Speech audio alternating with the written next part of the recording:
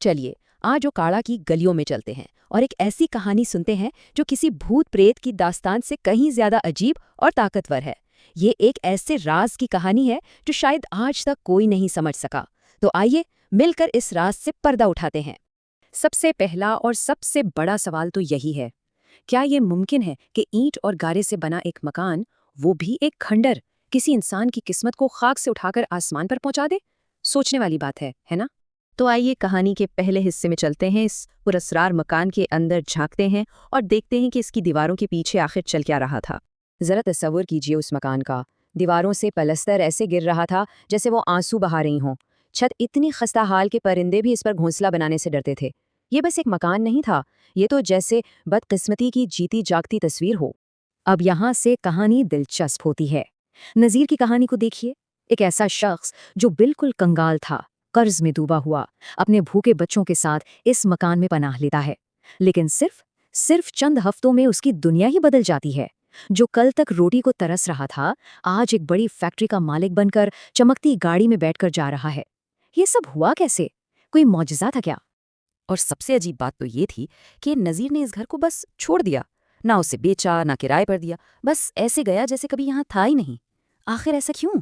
तो नज़ीर की कहानी कोई एक वाक़या नहीं थी, ये तो बस शुरुआत थी। इसके बाद एक गरीब बेवा अपने बच्चों के साथ आई और उसकी भी किस्मत बिल्कुल वैसे ही चमक गई।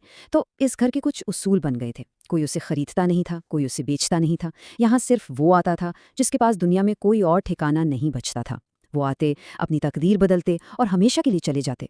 अब कहानी में वो मोड़ आता है जब इस सारे इसरार से पर्दा उठने वाला था। शहर वालों की सारी हैरानी, सारे सवालात का जवाब मिलने का वक्त आ गया था। पूरे शहर में बस यही बातें हो रही थीं।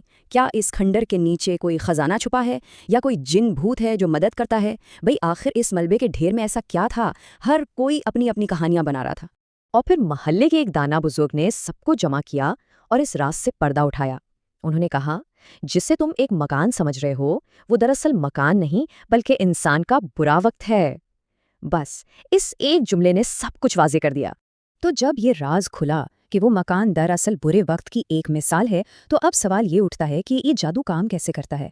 आखिर ये बुरा वक्त हमें ऐसा क्या सिखा देता है जो हमारी पूरी जिंदगी बदल कर रख देता है?